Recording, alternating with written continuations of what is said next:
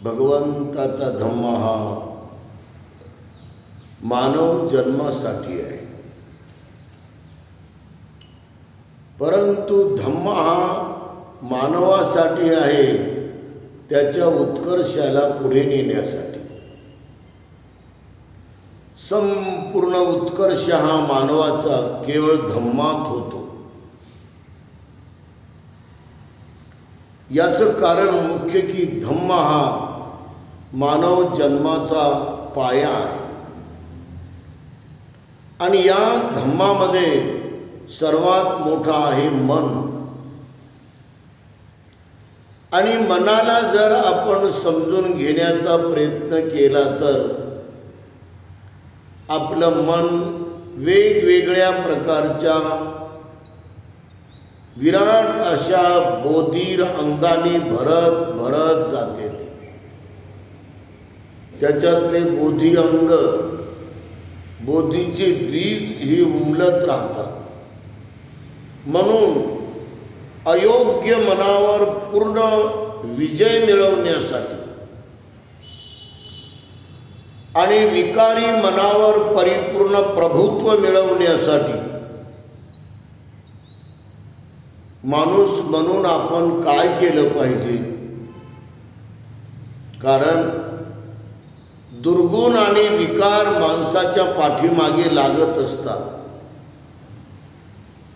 विकार ही एक प्रकारची मारसेना आहे। या मारसेनेमध्ये वेगवेगळे गट आहेत आणि ते गट आपल्याला सळव की पळव करून सोडतात।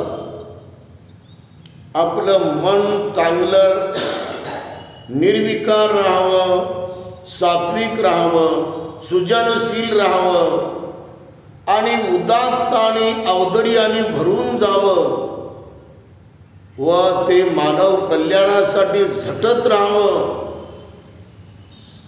त्यावेळेस ही मारसेना आपल्याला त्रास देण्याच्या कपट कारस्थानामध्ये येत असते। कोणत्याही रूपामध्ये मारसेना आपल्या मागे लागतच असते आणि म्हणून आपल्या मनाचा पावर जागवणं अत्यंत महत्त्वाचं आहे। मनामध्ये कोणते कोणते पावर आहेत हे आपण प्रथमतः समजून घेतलं पाहिजे। मनामध्ये अष्टांग मार्गाचे वेगवेगळे अंग याचे पावर आहे। अष्टांग मार्ग हा धम्मानुस्मृतीमध्ये येतो। 37 बोधी पक्षीय धम्म हा भगवान बुद्धांनी प्रतिपादन केलेला धम्म आहे। हा 37 बोधी पक्षीय धम्म त्यातलं एक अंग आहे ते म्हणजे आर्य अष्टांगिको मग्गो, म्हणजे आर्य अष्टांगिक मार्ग। हा आर्य अष्टांगिक मार्ग म्हणजे मध्यम मार्ग आहे।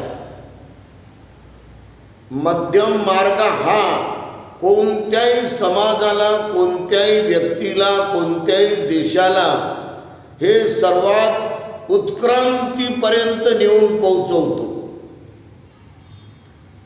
सर्वांग क्रांतीचा पाया या अष्टांग मार्गामध्ये भरून माणसाला तयार करण्याची पद्धत आहे।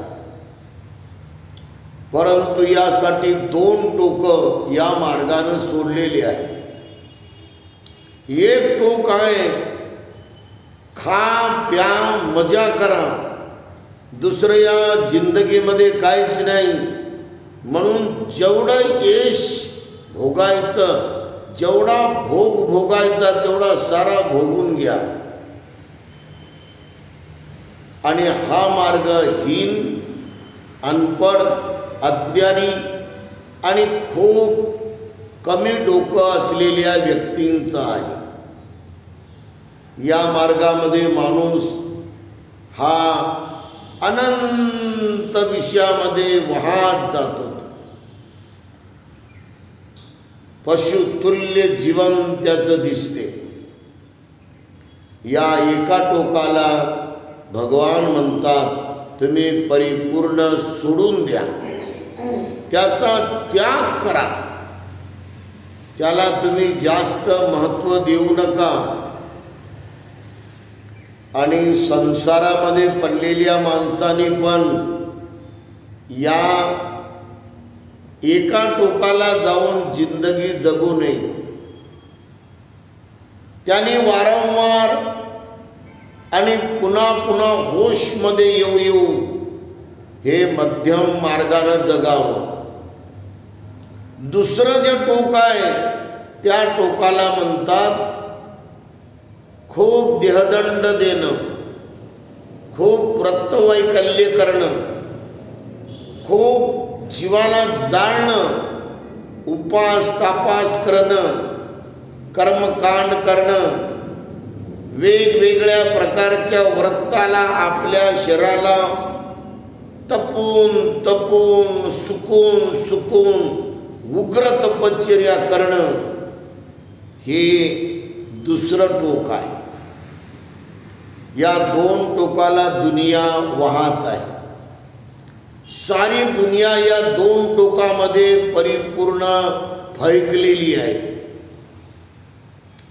आणि म्हणून त्यांच्या जीवनाला कोणताही अंतिम असा उद्देश त्यांनी ठेवलेला नाही. या दोन टोकाला गेलेले लोक आपल्या अंतिम उद्देशापर्यंत पोहोचू शकत नाही. कारण संसार एक प्रचंड असा लोंढा आहे आणि या लोंढ्यामध्ये जर एखादा माणूस पडला तर तो किती वाहत जाईल याचा नियम नाही. कोणताही पूर किंवा कोणताही लोंढा ही माणसाला ताबडतोब बाहेर जाऊ देते का? त्याला त्या पुरातून बाहेर पडायला किती वेळ लागतो त्याला. आणि संसार या फार भयानक अशा लोंढ्याला, या ओघाला कोण पार करणार आहे?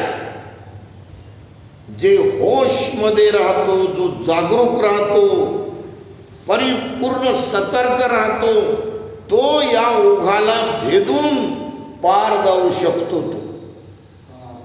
आणि म्हणून माणूस म्हणून, बुद्धिमान माणूस म्हणून पूर्ण जागरूक बनावे, पूर्ण सावधान बनावे, परिपूर्ण सतर्क आणि परिपूर्ण ज्याप्रमाणे चौकीदार असतो त्याप्रमाणे आपण परिपूर्ण सावधान जिंदगी जगावी.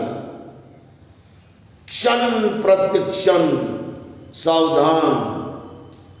यामुळे आपल्या चित्ताला कोणताही विषय हा वाहत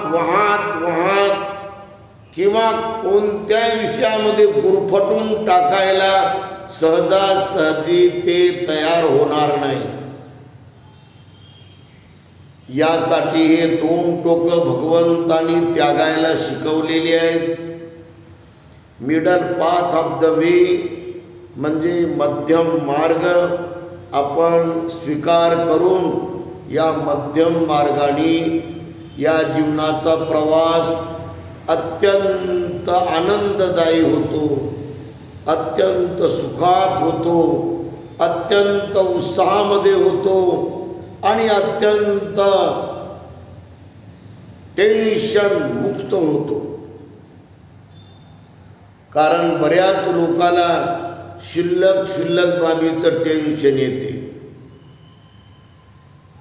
आणि म्हणून आपण या जन्मामध्ये आल्यानंतर बाकी कोणत्याही बाबीला महत्त्व न देता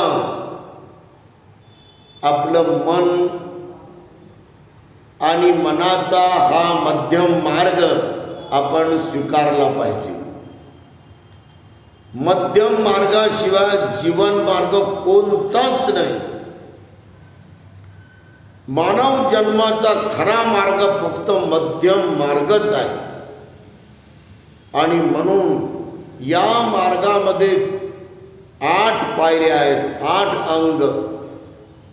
सम्मा दिठ्ठी, सम्यक दृष्टी, सम्मा संकल्पो, सम्यक संकल्प, सम्मा वाचा, सम्यक वाचा, सम्मा कम्मंतो, सम्यक कर्म, सम्मा आजीवो, सम्यक आजीविका, जीवन जगण्याचा योग्य व्यवसाय, सम्मा व्यायामो, सम्यक प्रयत्न, सम्यक परिश्रम, योग्य परिश्रम, सम्मा सती, सम्यक जागृती, सम्यक परिपूर्ण सावधान राहण्याची आपल्यामध्ये उत्कंठता, जिज्ञासा. जितका माणूस जास्त सावधान तेवढा जास्त सुरक्षित. हे सुरक्षित जिंदगी तुम्हाला जगात कोणीच देणार नाही. फक्त तुम्ही जागवलेली सावधानी, तुम्ही जागवलेलं सतर्क मन हे तुम्हाला सुरक्षित ठेवल. आणि सम्मा समाधी, राईट मेडिटेशन, सम्यक समाधी, निर्विकार मनाची एकाग्रता. ज्या मनात कामगंध नाही, ज्या मनात द्वेष नाही, ज्या मनात संशय नाही, ज्या मनात आसक्ती किंवा कुणावर मन जाण्याची तिथं बिलकुलच जागा नाही, ज्या मनात अस्वस्थता नाही आणि ज्या मनामध्ये लोभ नाही, असं निर्विकार मन. आणि निर्विकार मनाची एकाग्रता म्हणजे सम्यक समाधी. हा अष्टांग मार्गाचा भगवंताद्वारे दाखवण्यात आलेला परिपूर्ण धम्म आहे. या परिपूर्ण धम्मामध्ये आपण पायरी पायरीनं जाणार आहोत. आजच्या पहिल्या पायरीमध्ये पहिलं अंग आपण सुरू करत आहोत, सम्मा दिठ्ठी. याचा अर्थ होतो सम्यक दृष्टी. सम्यक दृष्टी म्हणजे असं डोळ्यानं पाहणं नाही. हे दृष्टी म्हणजे बुबुळाची दृष्टी आहे. याच्यामध्ये बुबुळ आहे आणि या बुबुळाच्या द्वारे आपण बाहेरचे सारे दृश्य पाहतो. याने काही पूर्ण ज्ञान माणसाला होत नाही. याने वरचं ज्ञान होते आणि वरचं ज्ञान माणसाला सत्यापर्यंत नेऊन पोहोचवण्यामध्ये कुठेच मदत करत नाही. वरचं ज्ञान हे फक्त आपल्या स्वतःच्या वेगवेगळ्या कर्माला करायला ते कारण बनते. म्हणून सम्यक दृष्टी काय आहे, सम्यक दृष्टीचा हेतू काय नेमका, हे आपण आज या ठिकाणी थोडा वेळ पाहायचा आहे. सम्यक दृष्टी ही आपल्या स्वतःच्या अंतर अनुभूतीनं प्राप्त होते. जसं आपण या नाकाच्या शेंड्याहून खाली उतरलो आणि वरच्या ओठाच्या वर या ठिकाणी जी खोलगट जागा आहे, या खोलगट जागेवर सर्वात बारीक शून्य, फुल स्टॉप, तेवढी जागा आपण मनात धरायची आणि त्या बारीक शून्यावर आपलं मन लावायचं आणि बारीक शून्यावर मन लावून जितकी जास्त सूक्ष्म, अतिसूक्ष्म आपण त्याला जाणत राहू आणि येणाऱ्या जाणाऱ्या नैसर्गिक श्वासाला आपण समजून घ्यायचं की हे श्वास आला, हे श्वास गेला, आणि त्या बारीक फुलस्टॉपवरून मनाला जाऊ द्यायचं नाही. एवढं अतिसूक्ष्म आपण काम करण्यामध्ये आपलं तप सुरू करायचं.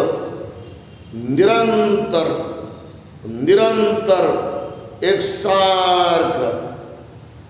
आणि जेव्हा आपण यामध्ये मेहनत करतो, जिद्दीनं, तळमळीनं, प्रचंड कठोर अशा प्रयत्नानं, तेव्हा आपल्याला यामधून जे प्राप्त होते ते म्हणजे सम्यक दृष्टीची आपली जाणीव जागत राहते.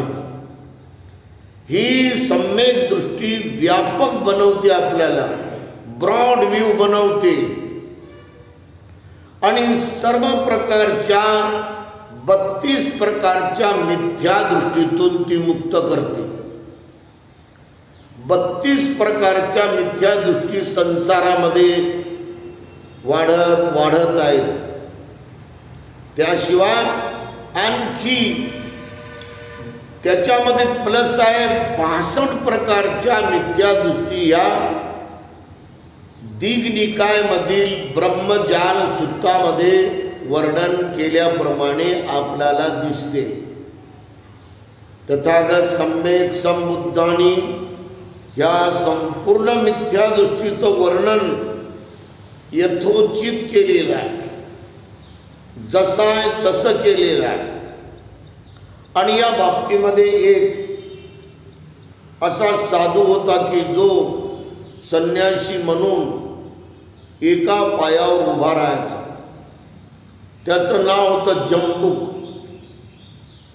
आणि हा जो जंबुक होता, हा नेहमी आपलं कर्मकांड लोकांच्या पुढे मांडायचा आणि एकाच पायावर तो उभा राहायचा. त्याचं म्हणणं असं होतं की बाबा 2 पाय या धर्तीवर ठेवून या धर्तीला माझं ओझं जास्त होईल म्हणून तो एका पायावर उभा राहायचा आणि तोंड वासून असं पाहायचा सर्वीकडं आणि हवा खायचा आणि लोकांना म्हणायचं की मी हवेवर जगतो. त्याच्यावर ज्यांची भक्ती बसली, श्रद्धा बसली, आदरभाव बसला, ते लोक त्याला डब्बेच्या डब्बे आणायचे, जेवणाचे पंचपक्वान्ने आणायचे. परंतु तो कोणतंही पंचपक्वान्य न खाता, कोणाला न कळता आपलं मलमूत्र तेच खायचा तो. आणि ते मलमूत्र खाऊन त्याच्यावरच तो एका पायावर उभा राहायचा आणि लोकांना सांगायचा की मी हवेवर जगत आहो. आणि असं त्याने बरेच वर्ष लोकांना भुलवलं, असं बरेच लोकांना मायाजाळात टाकलं. असे वेगवेगळ्या प्रकारचे मिथ्या मायाजाळ संसारात वेगवेगळे साधू करतात, वेगवेगळे योगी करतात, वेगवेगळे बुवा महाराज करतात. आणि अशा प्रकारे या मायाजाळामध्ये ते मानवाला ओढतात आणि ते आपल्याकडे लोकांचं मन वेधून घेतात. त्यांना आपली स्वतःची काहीतरी इमेज बनवायची असते. परंतु भगवान बुद्धाला अंतर्ज्ञान असल्यामुळे अंतर्ज्ञानामध्ये भगवान बुद्ध 22 विद्येमध्ये पारंगत होते. त्यामुळं हा माणूस कसा जगत आहे आणि याचं जगण्याचं काय वागणं आहे, काय हेतू आहे, हे भगवान बुद्धाला तत्काळ प्राप्त होत होतं.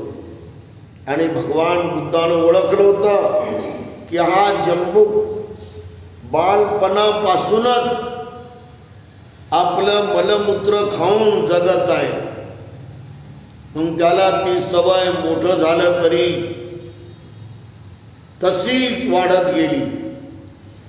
त्याच्या आई आणि वडिलांनी त्याला एका संन्यासी जैनांच्या पंथामध्ये नेऊन टाकलं. आणि तिथे तो 2-4 दिवस राहिला आणि त्या वेगवेगळ्या दिगंबरपंथी, दिगंबर म्हणजे नेकेड, नग्न असे लोक, आणि त्याला 2-3 दिवसात त्याने ओळखलं की हा एका पायावर उभा राहण्याचं जे सोंग करतोय हा याचा मात्र मिथ्या भाव आहे, हे मिथ्या भक्ती आहे. अशा अनेक लोक मिथ्या भक्तीनं पछाडून आपली जिंदगी एका टोकाला नेतात. भगवान बुद्धांनी त्याच्याबद्दल मत व्यक्त केलं की हा आताही मलमूत्रच खातो, तो स्वतःचं मल आणि स्वतःचं मूत्र याच्यावर खाऊन तो जगतो. हा कोणत्याच प्रकारे हवेवर जगत नाही, हे सत्य बुद्धानं प्रगट केल्यामुळं त्याचं सारं बिंग बाहेर पडलं.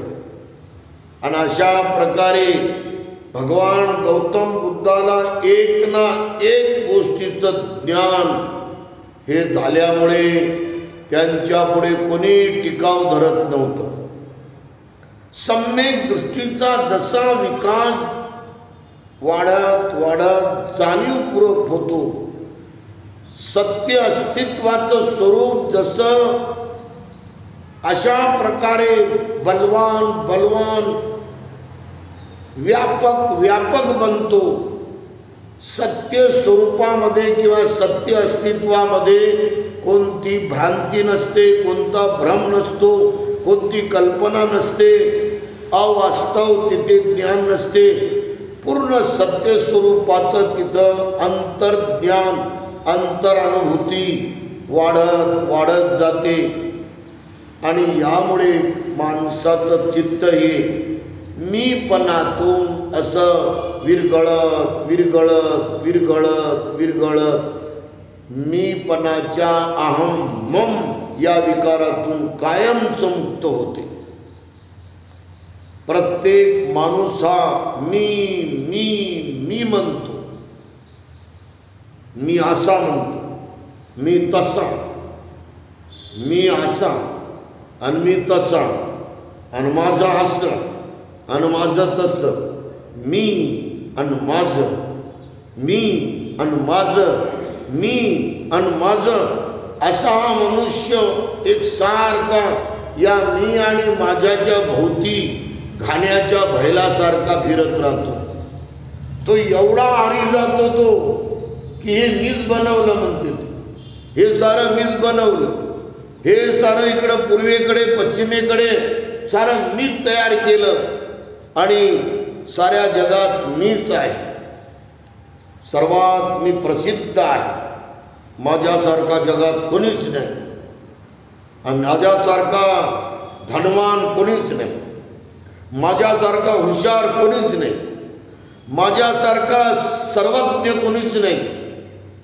अशा प्रकारे मी मी मी माझं माझं, हे माझं आणि ते माझं आणि सारं माझं, हे लेकरं माझे, हे भांडे माझे, हे कपडे माझे, हे जमिने माझी, हे केळीचा बाग माझाच, हे बिल्डिंगी इथे हे माझ्यात, हे पुण्याला 2 ते माझ्यात, मुंबईला 4 ते माझ्या, माझं मी माझं मी. या मानसिकतेमधून परिपूर्ण सम्यक दृष्टी माणसाला पार बदलून टाकते.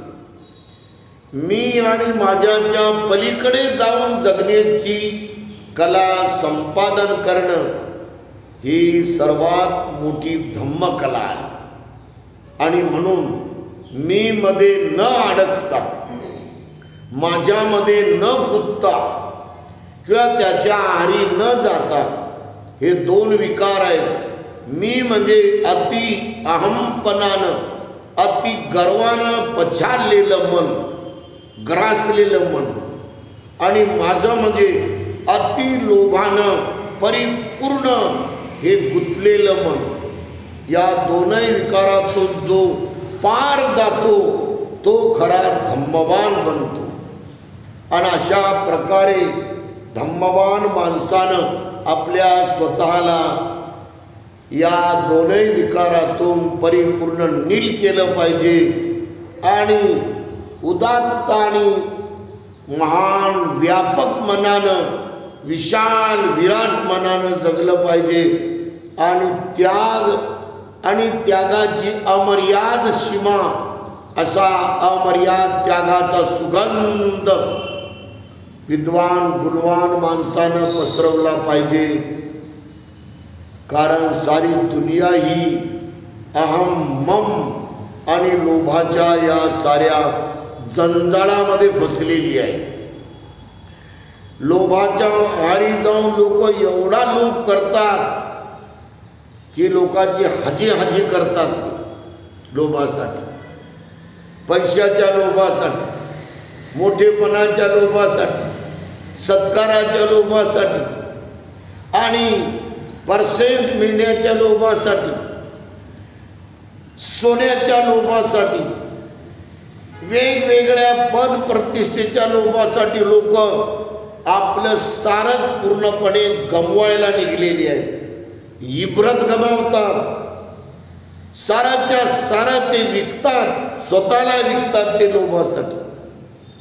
बोधिसत्व परम पूजनीय महापुरुष एकच होऊन गेला की ज्यांनी आपल्या स्वतःसाठी किंवा समाजासाठी स्वतःला कधीच विकलं नाही, लोभाच्या जंजाळामध्ये कधीच गेला नाही. पद प्रतिष्ठा मान सन्मान धन दौलत पैसा याच्या आहारी त्यांचं मन कधीच गेलं नाही. एवढे निष्कलंक आणि महान त्यागी हे बोधिसत्व बाबासाहेब होते. म्हणा साधू.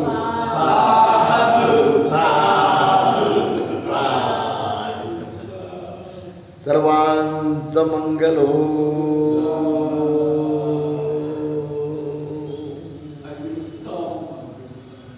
बुद्धं नमामि, बुद्धं नमामि, धम्मं नमामि, धम्मं नमामि, संघं नमामि, संघं नमामि.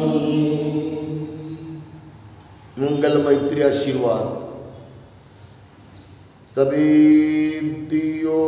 विभजन्तु सब्बरोगो विनश्यतु माते भवत्वन्तरायो सुखी दीर्घायुको भव. अभिवादनशीलस्यां नित्यं वड्डापचायिनो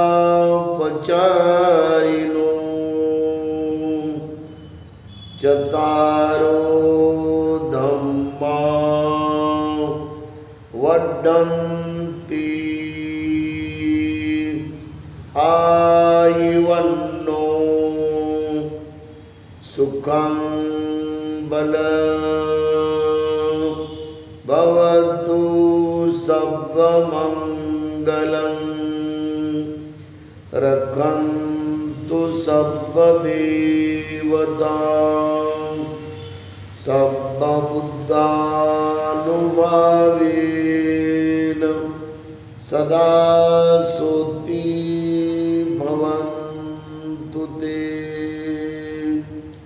भवतु सर्वमङ्गलं रक्षन्तु सर्वदेवतां